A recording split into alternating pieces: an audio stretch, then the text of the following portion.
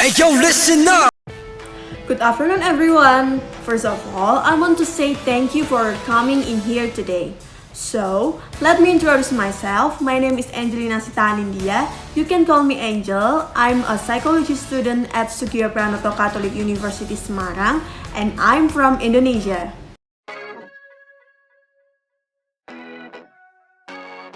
Now, who is here a hardline K-popers or a big fan of Western singers like Ariana Grande, Charlie Puth, Dua Lipa, and other Western singers? Actually, I'm a K-popers, but thankfully I'm still at the normal stage. Many of us don't know or realize when ourselves or our fans suddenly scream and move too much, hallucinate, are very emotional and do things that are out of mind, even to convulsions. This is called hysteria and can be experienced not only in women but also in men. Hysteria may still be unfamiliar to the public. However, this mental disorder often occurs. Many misunderstand hysteria by assuming that people who suffer from hysteria are possessed. So, here I will explain to my friends everything about psychosensory hysteria teliosis syndrome. My presentation this time will be divided into three parts. The first is the definition of psychosensory hysteria teliosis syndrome. The second is the symptoms that occur in people with psychosensory hysteria teliosis syndrome. And the last is how to deal with people with psychosensory hysteria teliosis syndrome. My presentation won't take 13 minutes, maybe I will only need 10 until 15 minutes. After my presentation, there will be a question and answer session. However, if you have a question in the middle of my presentation, you can just ask.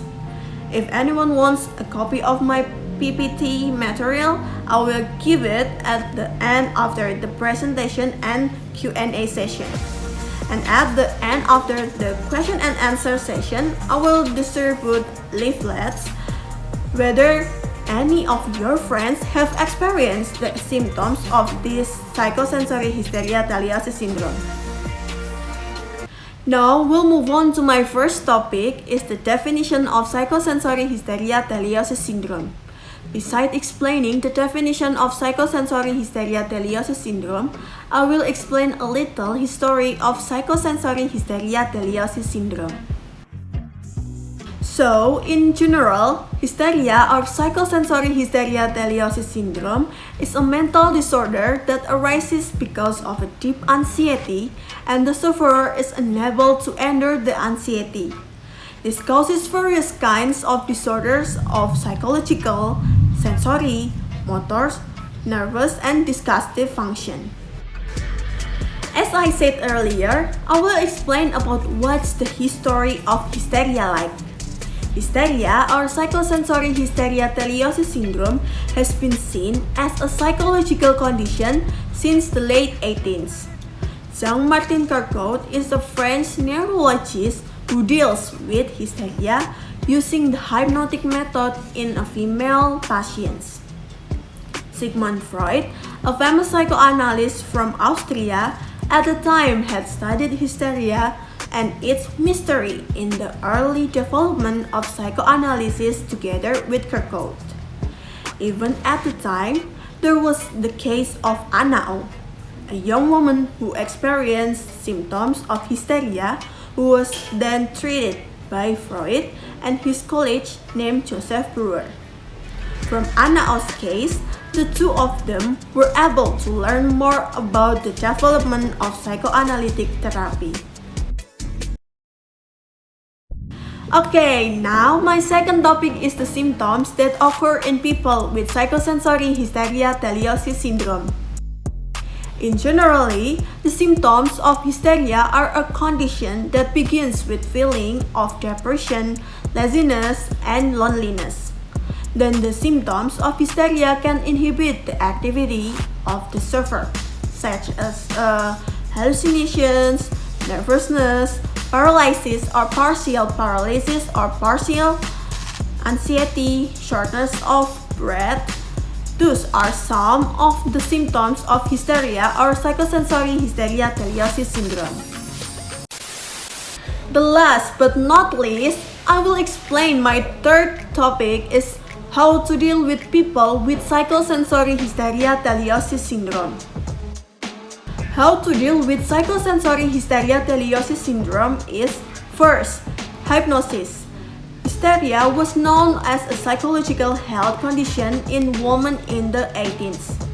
Shortly after hysteria was discovered, this condition was treated with a hypnotic method in which hypnosis was used by Jean-Martin Kerkhove, a French neurologist. The second is psychoanalytic or speech therapy. After Kerkhove, Austrian psychoanalyst Sigmund Freud used psychoanalytic therapy to treat symptoms of hysteria in a young woman. This speech therapy is considered effective as a solution to the hysterical condition in the past. From the case of a young woman named Anna, psychoanalysis has grown. Speech therapy is a type of therapy where the sufferer can talk to a therapist who can understand the condition. But usually, this therapy is also accompanied by a number of other treatment methods that involve supporting drugs. The third is insight-oriented supportive therapy. This therapy is a method of treatment in which the therapist provides support to the patient and helps the sufferer to become aware of the problem. The therapist will help provide insight or understanding for the patient about his own condition as well as the triggers for reactions. Next is behavioral therapy. This therapy is applied by observing the symptoms experienced by the patient. After identifying the symptoms, the therapist will assist the patient in overcoming and controlling the symptoms that arise. The last is psychodynamic therapy. Therapists through this therapy will help patients understand the condition they are experiencing and the problems that need to be faced. Patients with a lack of insight and motivation will be helped to recover. That's all I have to say about hysteria or psychosensory hysteria teliosis syndrome.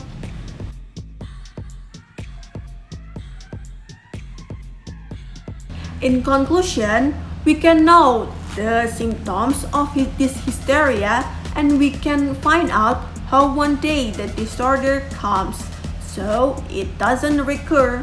I suggest you, if you have a friend who has a disorder like that, it should be helped, not only to be noticed without taking action and not to corner him and think of him as a strange person or possessed. Well, I think that's all for today. Can I answer any question? Thanks for your attention. The desire to be in charge of our own life, the need to control, is born in each of us. It is so important to our mental health and to our success that we take control. Robert Foster Bennett. I say goodbye first. Thank you. Terima kasih. Gracias. 감사합니다. 谢谢. Danke.